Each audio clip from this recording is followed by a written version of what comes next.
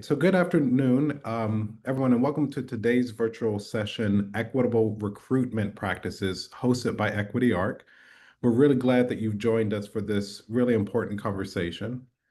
At Equity Arc, our mission is to build a more equitable and inclusive classical music ecosystem by creating pathways for underrepresented musicians to thrive, from their earliest training through to the professional stage. We do this by working across institutions to reshape systems of support, expand access to high quality opportunities, and advocate for lasting change in how talent is identified and nurtured. Today's session is part of that work. We'll be exploring how music training programs across the country are reimagining recruitment, not just to broaden access, but to ensure that students from all backgrounds feel seen, valued, and supported from the very first interaction. Our goal is to share strategies that are not only effective, but also grounded in relationships, trust, and a long-term commitment to equity. We're honored to have as our facilitator today, Jeffery Tribble, the president and CEO of the Levine School of Music in Washington, D.C. Jeffery is not only a board of our, on the board of our, excuse me, on our board as a director. He also recently served in the role as co-chair. But Jeff is a visionary arts leader with deep experience in building inclusive music programs, expanding access to high quality instruction, and leading with purpose and community at the center. He brings a wealth of insight into what it takes to create equitable systems that truly support diverse talent, and we're thrilled to have him guide today's discussion. So thanks again for being here and for your shared commitment to building a field where all musicians have a fair shot at success. So with that, I'll turn it over to Jeff to get us started. Well, first, thank you, Stan, for your very generous and kind words. Your check is in the mail. And let me add my thanks to each of you all for joining us this morning or this afternoon, depending on where you are. Really happy to see you all. We've got a really insightful and experienced group of panelists, and I know you'll be as grateful as I am for this opportunity to listen and to learn from what it is that they have to offer. So we've got limited time, and so we're going to jump right into some introductions. And so I'd love to just hear from our panelists, your name, your institution, and your role. Let's start with you, Amanda. Okay, hello. Hi, everybody. My name is Amanda Heathco. I am Senior Director of Programs at AFA. AFA stands for American Festival for the Arts, but we just go by AFA these days, and we are located in Houston, Texas. Thank you, Amanda. We'll go to Ryan Walks. Good afternoon, everyone. First, thank you, Jeff, for hosting today's session, and thank you, Stan, and everybody at Equity Arc for this opportunity. My name is Ryan Walks. That's like walks down the street. I am the manager of the Atlanta Symphony Youth Orchestra and Teen Programs here at the Atlanta Symphony, and I've been here for about 5 seasons, so happy to be here. Thank you, Ryan. And we are fortunate to be joined by 2 Ryans, actually. Let's go to Ryan Dearon. Hi, everyone. My name is Ryan Dearon. I am so pleased and grateful to be a part of the conversation and panel today. I'm coming from Oberlin. I'm the Senior Assistant Director of Conservatory Admissions. Wonderful. And why don't you round us out, John? Hi, everyone. John Clapp here from Cincinnati. I am the Vice President of Orchestra and Production with the Cincinnati Symphony Orchestra. Been in the role just about 2 years. Fantastic. Well, I've had the good fortune of spending a little bit of time with our subject matter experts today. And so in order for us to sort of find our footing, our foundation, and to round out a framework for our conversation, let's just begin with the simple question: why is it important to adopt equitable recruitment practices? Would love to hear from you, John. Absolutely. I think it all begins with the word relevant or relevancy. Here at the Cincinnati Symphony Orchestra, it's embedded in our strategic plan. It is actually printed on the walls of our institution. And really, if we're ever going to welcome the diversity of our community, whether that's on the stage, in our audiences, in our staff, and on our board, we really have to think about relevancy. And a lot of this really goes back to hiring practices, right? We really should be looking to hire the whole person, not just one aspect or one component of what a person does. We're looking at the whole person. And really, that is a great business case for any organization. Every organization can benefit from a diverse workforce. That is, we really want to see different perspectives, different experiences, different skills, not the same across the board all the time. For us, that looks like our hiring practices. We're definitely always looking for diverse candidates. We have a very formalized rubric process for our interviews. So everyone is really being interviewed equally across the board. And this actually is now starting to extend into our process for tenure review for our musicians. We actually are one of the first orchestras to have a formalized rubric that when we are looking at the tenure practices, that everyone is being treated equitably.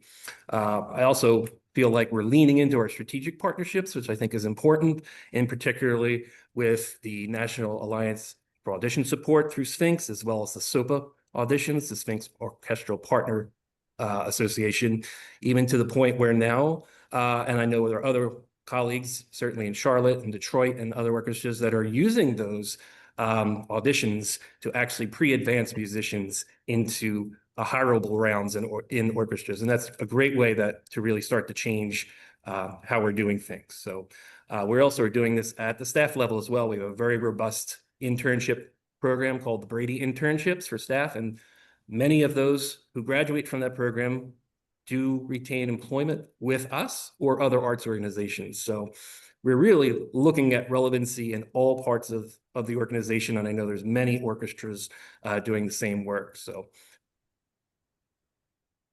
one of the things I really love about this notion of relevance is that it is inherently time bound, right? Like relevant, you could be relevant today, not relevant tomorrow, or you could not have been relevant, 5 years ago or so. And so I appreciate your centering relevance, especially now, because not everyone would say that it's relevant. And so in that, there's a little bit of resistance, which I'm a fan of. And before I get kicked off the panel, we'll not say too much more about that. But I think that it's especially important for us to center the idea of relevance and diversity being a part of what's important as we have these types of conversations. Is there anyone else who wants to chime in on that question? Yeah, hi. I just wanted to share a few words, really briefly. Given my position and the bulk of my work, which is speaking with families and talking to them about the importance of pursuing collegiate musical study, I think a lot about community. And when I think about recruitment, I think how we recruit has a direct connection on what our community values and what our community looks like, as well as who is a part of that community. I also know that in an ever diverse country, recruiting students from various backgrounds enriches what we do as an educational institution that is committed to these things like equity, access, belonging, and inclusion. And so this work just feels so integral. Also, when you think about the changing face of the professional music world, right, in the industry, as BIPOC musicians continue to engage with Western classical music in the music sphere. So I think it just gives so much stimulus to think about the whole community, as well as how we look at even the practice and study of music itself. I love that, Ryan, and appreciate your tacking on in response to John's thoughts as well. It's really important that we begin sort of at a philosophical, theoretical level. This is, of course, about how we can operationalize ideology. And so I'll start with the question, what does this work look like at your institution, especially amidst our shifting operating environment? I'll say euphemistically. Let's start with you, Ryan, again, since you are on a hot streak, clearly. Yeah. So thinking about this, there's really 5 ways that Oberlin kind of tackles this, and that I kind of think about this. The first is just understanding the value, understanding the importance of having breadth in the experiences of the students and their backgrounds and the context of our institution. Also, just the way we think about traveling and going out to recruit students. So we've been really focused on expanding and re-strategizing our recruitment efforts. And I think that post-COVID, post the dark ages, I think it's given everyone that opportunity to think differently about how we recruit with the rise of virtual connections. And so for us, leaning on our village of community music programs has been really important, connecting with national organizations like Equity Arc, like El Sistema, Project 440, other organizations committed to this work and are doing good efforts there. And looking at high schools and different communities where we've seen affinity in the applicants in Oberlin, and so that's been really important. And then the flip side of that is our campus visits, right? When we invite students to come to our campus, when we invite students to our community, what is the message? What are they leaving? What is the takeaway with? What are they leaving with? What is that takeaway?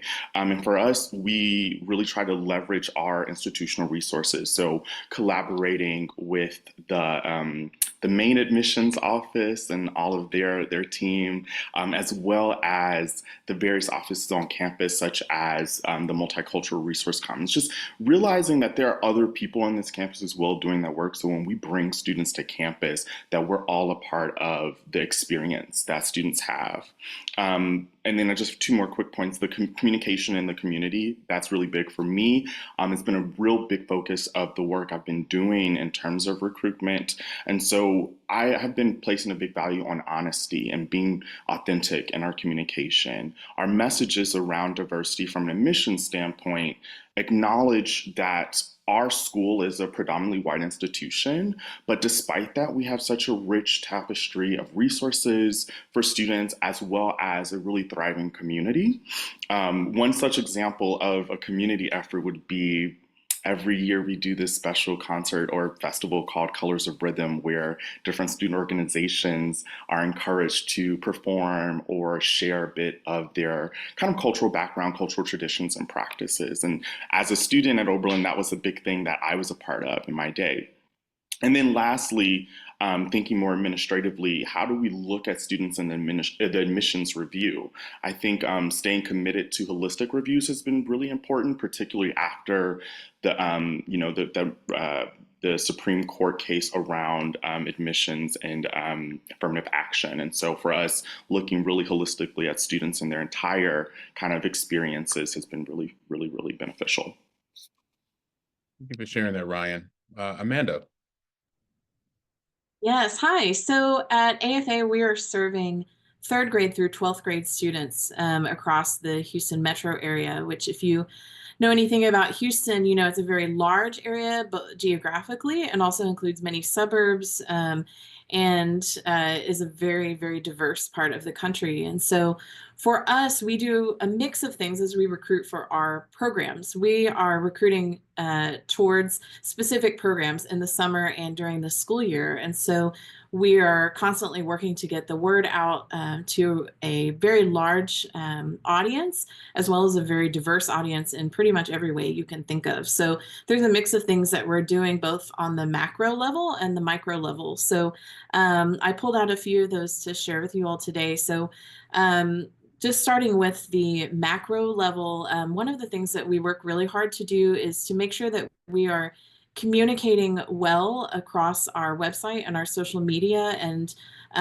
really digging down into trying to explain what it is that we're doing. Since we are working with school age kids, a lot of the time that means their parents are the ones looking at these things. And most of the time, these parents are not musicians, and maybe especially with our younger students are just beginning on learning about different music programs and what it means for their kid to be a musician. And so we work to really define what our programs are on the website, down to, what is a chamber music group? What is chamber music? And things like that, so that they are getting some education in there as well. And then once the kids are in the program, we continue to do that so that they are understanding what it is that their child is involved in.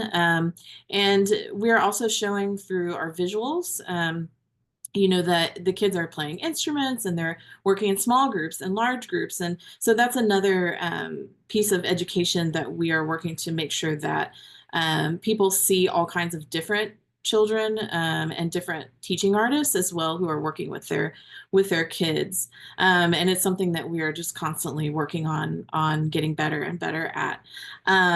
One of the other macro ways is similar to what Ryan was saying at Oberlin, but within Houston, is school visits and school programming. So we have in-school programming during the school year, and then we're also visiting a very large number of schools to tell those kids about the programs that are available to them at AFA. So I make personal visits to a very wide variety of schools, seeking out to make sure that we are getting to schools that maybe are not usually on the list for different organizations as, oh, we have to get to that school. They have really great kids. We're going to those too, but we're assuming that there's great kids everywhere, and also trying to get to those schools that are not typically getting that programming or a visit from someone at a program. It's even walking into any school, there's a really diverse amount group of kids there. They're not necessarily all the same. And so we're working to get there and to let them know that our programs are for them as well. And then on a more micro level, we are working toward a lot of things to make sure that the students and the families know that these programs are for them. And one of those ways is through our financial aid program. We have the AFA Play It Forward Fund. About 2/3 of our students every year are receiving financial aid for our programs through lowered tuition. And that's on a case-by-case basis. It's not tied to their audition or anything like that. And so when I'm going to these schools and talking to families and students, one of my big points is, don't assume that you can't come to this because you may not be able to afford it. We will help you. We will find a way to help you. We will work with you, and repeating that over and over and over again to help them receive the message that we want them to be a part of it, and we will be able to help them, come to our programs. And so there's micro ways in that too, like we don't charge an application fee. We know that that's a barrier for people. So there's no money involved unless a student has applied, has auditioned, is accepted, and then confirms that they're going to attend. And then we work to be as flexible with families as we can. If they have an issue on top of needing aid, they need more payments, they need whatever it is, we're going to be flexible to make sure that we are not putting up more barriers to them being able to participate in our programs. Thank you for sharing that, Amanda. We've got 2 orchestra representatives. Would love to hear from you both if you have anything that you'd like to offer. Ryan, John, jump in, please. Yeah, I'll go really quickly. Both Ryan and Amanda gave really great points about how we recruit as well. And I'll speak for the young student musician side, since managing our teen programs. I was formerly manager of the talent development program here at the Atlanta Symphony before switching over to the Atlanta Symphony Youth Orchestra. And there are a lot of, takeaways that I got from the recruiting practices from TDP that I also incorporate into ASYL. One thing is a big focus for me is, like Ryan said earlier, the community aspect, but even breaking down that tab a little more and looking at the families. It's not just recruiting the students. You also have to be very conscious on how parents see and fully understand the scope of work that you're trying to do, because a big part of this is it's about trust. And pathway programs like TDP, PMA, Cello Rondo, all over across the country, we're serving students from family backgrounds that may not have a connection to our institution, primarily with classical music, because they've been historically barred from any form of participation, even at the basic level of even watching a performance in a great hall. So then how do you go out into the community and then try to foster a trusting relationship to say, hey, you have a really talented student here. We'd like you to come into our institution because we think they can be great there. So, there can be a lot of pushback, a lot of misunderstandings that you'll have to overcome just under the blanket of recruiting, because you can see what a kid can do and see how far they can go. So for me, it's really about, like to Amanda's point, going out into the community, really getting to know that student's background, their private teachers, their school educators, what their parents have going for them from a day-to-day basis, even understanding, what their siblings are activities that their siblings are involved in, and really taking this all into consideration to kind of see, how we can shape a path for that student if they decide to come to us. So that can be, showing up to a school concert, showing up to, an event, parent teacher meeting. I've traveled all over Metro Atlanta to different events to just really connect with students and parents, just to kind of see what we're able to, what the resources are out there for students, what the need is for our students, and what the talent level is like, and how we can serve them in our institution. So it's really important for me to understand, like I said, that family aspect. And then also, to another degree, really working with the students and parents to understand, like, what we offer them. So, nobody told me when I was a young trumpet student, or my parents, this is what you need to do step by step, standard wise, to be able to become a great trumpet player. And they definitely didn't say, these are the ways that we can help you as a young African American or Black trumpet player become suitable and, find agency in a space like this. And so those are the kind of things that are conscious for me when I'm talking to students, no matter what their diverse background, and understanding that, helping them and their parents understand that, there is a place for them to be able to have access and awareness, and, be able to take advantage of all these resources. And just really help and let them know that we will help them along the way, whether that's through financial aid, whether that's through constant communication through us, mentoring, providing all of these opportunities. So those are the main things that really stick out for me when it comes to recruiting efforts and being intentional on how we recruit, because recruiting can be different from one part of Atlanta to the next part of Atlanta, and just being intentional on how we tackle those aspects. Good. Thank you, Ryan. John, is there anything you'd like to offer also? I talked about a bit of it, and I kind of tied the two questions together when I answered. So really just adding, leaning into the partnerships, working with people that can get the candidates to you, whether that's Equity Arc and Sphinx.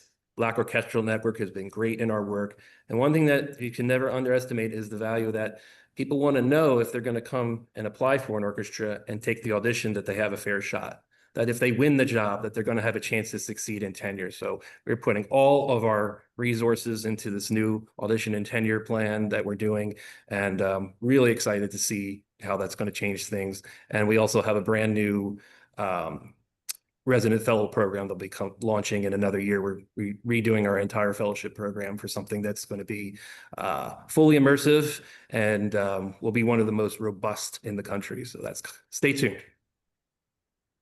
Really appreciate everyone's subject matter expertise, and your being able to extrapolate the ideology and really move towards the operationalization of these ideas. I took some notes about through lines, things that felt sort of consistent and that sort of bubble to the top, if this is helpful for everyone. One, just taking a really holistic look at this. Two, being really cross-departmental in your efforts, including not just members of your education team, but also your marketing and communications team, et cetera. Also, I heard a little bit of a long-range strategy, which to me says, give yourself a little bit of grace, right? It's not going to happen necessarily like right now or next year, but it's going to take a while in order for you to accomplish your objectives, your goals. Engaging a myriad of stakeholders, not just the students. That is the obvious stakeholder group, but there's also families, there's community members, there are partners, and being able to meet students where they are, whether that's at their current institution or otherwise. So thank you. I thought that was a really well-rounded and holistic look at how we can move forward in operationalizing recruitment. Would you all please describe the ideal musician for your institution? What traits are an indicator that they will be successful in your program? I'm going to start with you, John. Well, I in many years in orchestra personnel and general management here in orchestras and several orchestras, 5 or 6 now, can tell you what I mean. The way we look at it, the way I look at it is we're always looking for what I think of as our aces. This would be artist, the highest level performer that we can find, communicators. You have to be very good at communicating, whether that's within your section and then internally, externally. And of course, we also want educators. We want musicians that are going to be interested in community engagement, that are interested in learning programs. We're putting a lot of investment into that. I know a lot of orchestras are. So those are 3 of the big things. And I feel like if we have our aces, then we really will get those ambassadors that reflect core values of what we want to be. These will be people that will be inspiring, they'll be innovative, and of course, we will feel and represent much more inclusive than we presently are if we can get those types of students into our orchestras. Ryan Walks, is there something you'd like to add to this?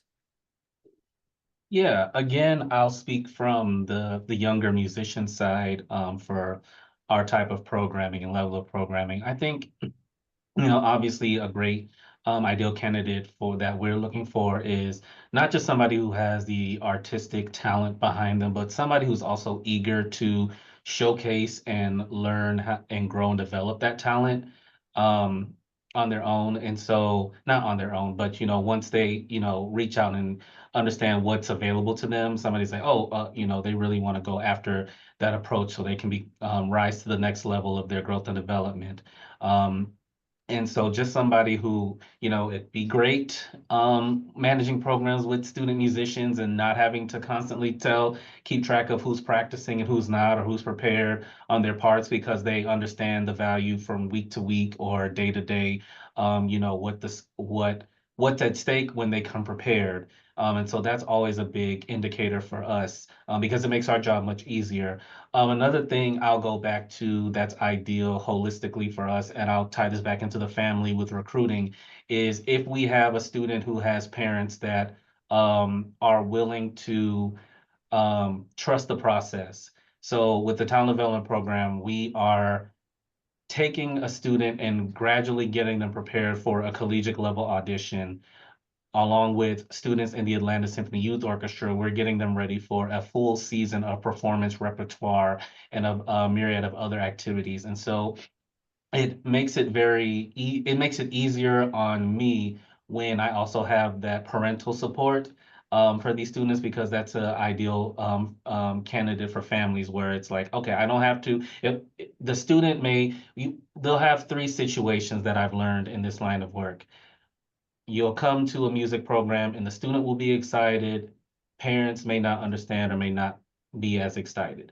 Or the flip of that. Parents may be excited because they understand the resources, but the student may not be as interested, and the parents want it for them, but the students may have have other interests in other areas, and they kind of get dragged along until we have to have a real conversation about how things are going. Or the ideal situation where everybody's on board, and so now everybody's willing to, do the work, put everything that comes behind it to get from point A to point B. And that really, you can see that from the start of the season to the end of the season, the tremendous growth, and how, not just with their artistry and their talent on their instrument, but also who they become as a person. We've had students that have come into our programs who, are so happy to, for lack of a better phrase, play second fiddle for the rest of their lives. And then we put them in workshops that, force them to have to, speak up a little more, or, do something that's out of the ordinary for them. And because they understand that we're there to help guide them and we're not going to, put them in a situation where they would fail, they rise to that occasion, to the point where now at the end of the season, they're coming up and they're saying, oh, I'm looking to be like a student ambassador and work with my peers to help them get to, the next level, where it's like, I want to lead my section, or I want to help my other colleagues in TDP, understand how how they can become better at what they do. So these points for me are some of are how we look at ideal candidates. Somebody who's a student that's, you know, motivated and already willing to do the work before they even, you know who we are, and then just having support on all sides, like I mentioned before. I love that. Thank you, Ryan. Thank you, John. In addition to my facilitating space for our stupendous panelists to drop their gems and their insights, I'm also tasked with watching the clock. So I'm going to move on to the next question here. Once musicians are in your program, how do you foster a supportive and inclusive environment that retains them? Ryan, I'd love to hear from you. Ryan Dearon, I'd love to hear from you. Yeah, looking at the like collegiate perspective in my role as a music administrator, personally, I come from Chicago and I went to Oberlin and I had a lot of doubts about this small school in Northeast Ohio. This isn't the first place you'd automatically think of as like incredibly diverse, though you'd be surprised. And so I know I try to take a lot of time out of my day to be with students, right? Show up to recitals. I think finding ways to help students feel more seen keeps them engaged within the community and keeps them feeling like they have a place and a part here on our campus. And so that's just something that I personally like to do, is support students by showing up to the performances, which is a very Oberlin thing here. But thinking a little bit more administratively or a little bit more institutionally, I think the first kind of level of support, how we want to kind of encourage that and foster that, is through just financial support, right? When we get students here, we understand the students are coming from various different socioeconomic backgrounds. That's a marker of diversity, right? And so outside of financial aid, which is its own monster, just thinking about the way students need help in pursuing professional pursuits, right? Summer programs, internships, taking auditions. I believe, actually, John, we just had an Oberlin alum, Michael Martin, who is just joining, yes, Cincinnati Symphony. And, it was right around after he left that which was a little kind of funny, but right around the time, because he was doing a lot of work around this, that we initiated a new student success fund to help students with the costs of going to auditions, particularly when they aren't right around the corner or they're not like in Cleveland. So the financial support, I think, is one way we try to do that. Increase professional development grants, project funding. Another way is through our community offices. So again, I'm harkening on the community here. Oberlin is really fortunate to have various offices that are really invested in different types of work around diversity and different types of work around support and inclusion and access and belonging. I'm thinking of, I mentioned earlier, our multicultural resource commons, but we also have our Office of Gender, Sexuality, and Attraction initiatives, our Office of Religious and Spiritual Life. These offices play such a huge role in helping students, again, feel seen and feel connected here and finding their people. Right? A lot of what I see my job is doing is helping them see themselves here, and these offices and the work that they do really help in that. Also, emotional support. When we're talking about being included and feeling supported, that extends to all different areas of the self, including one's emotional well-being. And so there's been a lot of new initiatives around emotional support for students, including BIPOC support hours within the conservatory, because being a musician can kind of be hard. And, I know that as a singer, at least, I was a little neurotic as a student. And so I needed that support. And I'm really grateful that, again, we have these offices that are willing to reach out and connect with us. And then lastly, academics is a really big way we want to help students feel supported. When I was a student at Oberlin, we had just started a new peer mentorship program that focused on incoming students who were either low income / Pell eligible or BIPOC students of color. And for me, that was such an important role, and it was such an important duty. And I think that program has grown over the years. And so now more and more students are feeling, right when they get to campus, that they have somebody who is invested in whether they make it right in that first semester, and that they feel like they can have a home here on this campus. So, Ryan, I didn't know you were from Chicago. All right, maybe that's why you're so talented. I love South Side of Chicago. All right, me too. That tells it all. I digress. Is there anyone else who'd like to speak to this? John, do you have any thoughts? Amanda, Ryan? I could just chime in with one thing here because Brian did such a great job of summing up of how to get things, make people feel inclusion and ready for the career and supported. And then, when they go through the process of a rigorous audition and then they win the job, and the first thing they do from the time you arrive at your job with a symphony orchestra, you go into a tenure process. You're immediately being evaluated constantly for a 2-year period. And you can feel like you're on an island. It's very difficult. And we are really working on processes to try to make that better. And it really starts from the top. I will say one thing, we are so blessed to have our new music director, Christy Macielaru, who won't even refer to the process as tenure or trial or probation. He calls it the period of integration. And we're talking that up everywhere we go because he believes it's about, you've done everything, you have what it takes to be here. We need to make this as supportive as possible so that you are a successful member of the orchestra, as opposed to trying to always look for faults and other ways to discourage. He wants to support.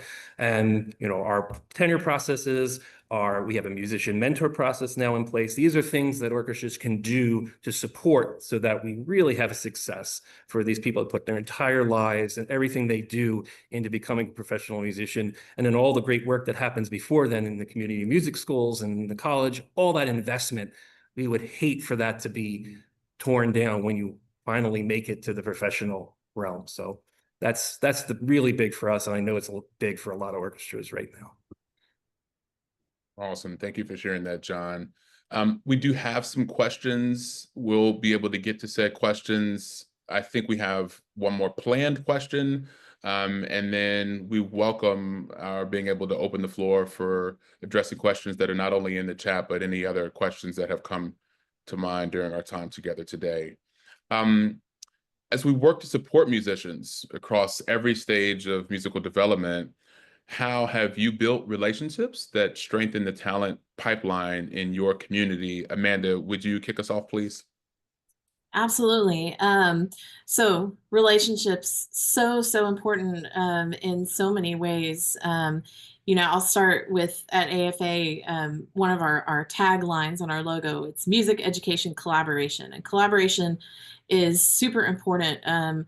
We have long been known as a friend to all organizations, other music education organizations. We have had long-standing collaborations with the performing organizations here in Houston, like Houston Ballet and Houston Symphony and many, many others. And that has been such an important part of our in our development in our programs, because we're able to connect these students to and our teaching artists in many ways to all of these other organizations who are players in the community, in the music community. And sorry, I didn't mean to make a pun, they're players.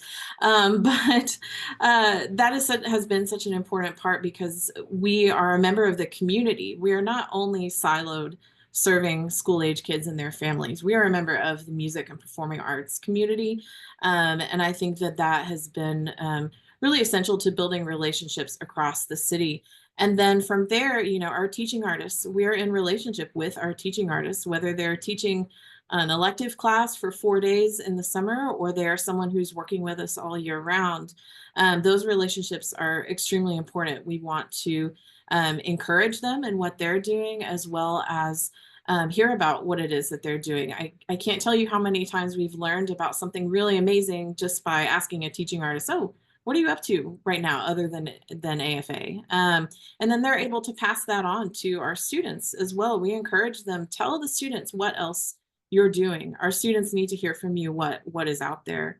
And then with families and kids, that is super, super important to build a relationship with them. One of the ways that we do that is really being a resource to them. And that ties in with our community kind of position as being a friend to all.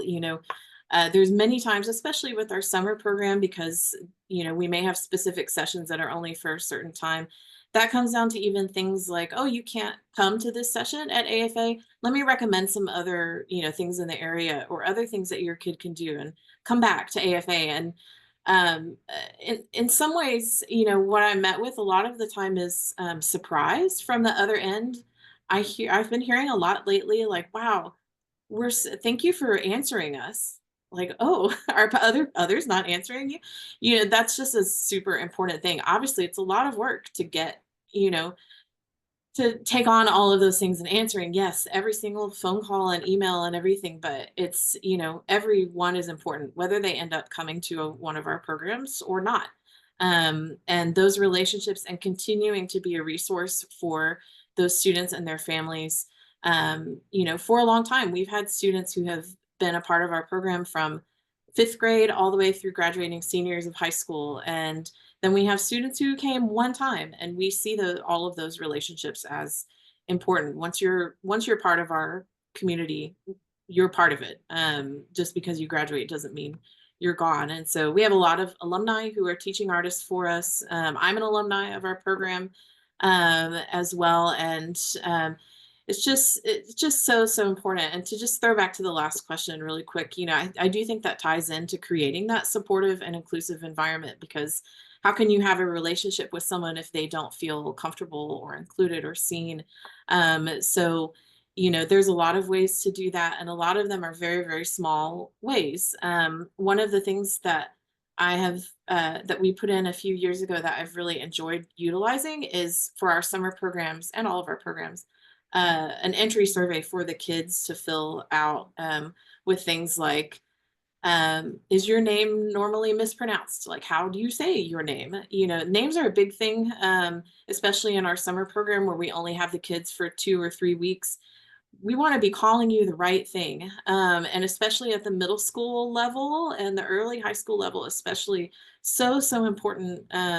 As someone whose last name in the past was mispronounced all the time, it's just, that's just one of those small things I think that makes a big difference. And then other things like making sure that the kids make friends while they're with us. That, as I tell the students on our exit surveys, that's their number one favorite thing. It's like making new friends and chamber music are like equal, when they come through our programs. And so, even things like having our interns, our alumni interns, walk around lunch. We coach them, look for a kid if they're by themselves, check on them, make sure they're okay. And most of the time, kids are big on decompressing these days, which I think is so awesome. They're like, I just need a moment. Great, perfect.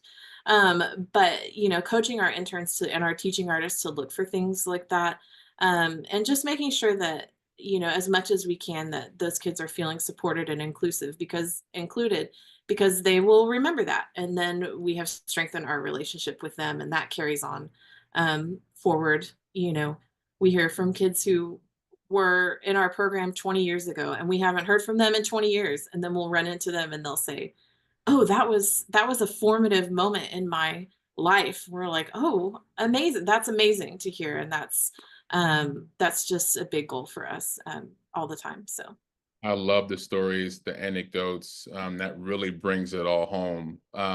We've got time for one more structured answer, and then we're going to go to the question and answer portion of our time together today.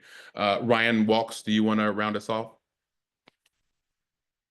Sure. I think some of the main aspects that really help us foster a strengthening pipeline for the students that we serve is, like, to Amanda's point, we really have a good mentoringship program with our alumni that have graduated from these programs, who really enjoyed their time with us and have gone and started a new chapter of their lives, but they really have a deep connection of wanting to give back.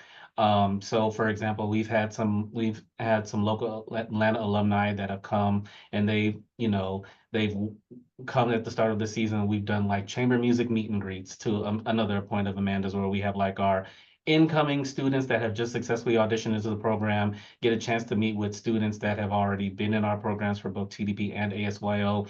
We split them up into different chamber groups all over the Woodruff Arts Center and the Memorial Arts Building, just so they can, and we give them music that intermediate to beginner, depending on, their age and the level that they're playing. But again, we just put them together and say, all right, this is what you're going to do. You guys are going to work on this for about the next 30 minutes. And then when we come back, you're going to perform it in front of all your colleagues and your parents. And so it really gives them a chance to, get to know each other, understand how each other works, and just really have that, foster that connection there where they can start to, build new, sustaining relationships at the start and as they go through the program. So that's one of the main aspects that's been really successful for us.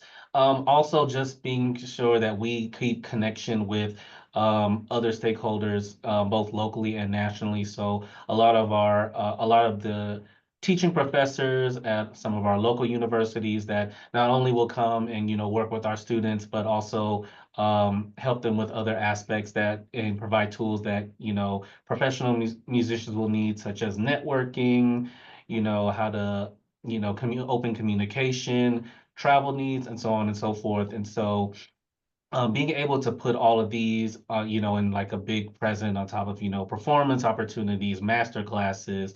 We offer our students gigs, paid gigs here in Atlanta for the Atlanta Youth Symphony and TDP. So that, that fosters a lot where kids can go to school and say, hey, I just did a performance with the CEO of Coca-Cola, and and I got paid to do that. That resonates in the community a lot, where other students will be like, hey, I want to be able to do something like that too. And then they just ask, well, how were you able to do that? And it's like, well, I, have been working with my teacher, and our Mr. Walks or whoever reached out and felt that I was, at a really good playing level, or I had great communication, and I was, um, recommended for that opportunity. So they talk to their colleagues. And that leads me to another point where, like, our current students being great ambassadors and leaders in the community as well, because we can't do it alone, even though we have, it seems like we have an insurmountable amount of resources. But, I just turned 36. I can't relate to a 12-year-old oboe player the way that, a 14-year-old oboe player in our youth orchestra can. So when, being able to break things down at all different levels of communication, or, what we offer, coming directly from those who are experiencing it, is very helpful for us in the long run. And then also while we're here, while they're with us, just like we've been saying, giving them agency on, to let their voices be heard, and just being able to have sessions like what Ryan mentioned earlier, being supportive on all levels, particularly emotionally. We've offered a lot of courses that we've been introducing into both programs, like, how does it feel, and what are things that you can, how does it feel to be a young woman in a male-dominated section like trombone or tuba, and how do you navigate that? And what are some things that you've experienced, and what is some advice that you'd be able to give some of your colleagues who are also interested in pursuing that same route? So being able to, provide opportunities, great opportunities and fun opportunities like gigs, being able to provide, serious but holistic opportunities for them to, share their voices, and then also allowing them to feel like they have agency and being able to go out and share what they are experiencing with us. Because that's the biggest factor. We can say one thing about our programming, but it could be a totally different scenario for those that we're serving. So those are a lot of the key aspects that I feel like will help strengthen our our pipeline for future generations to come. I love that. Thank you, Ryan.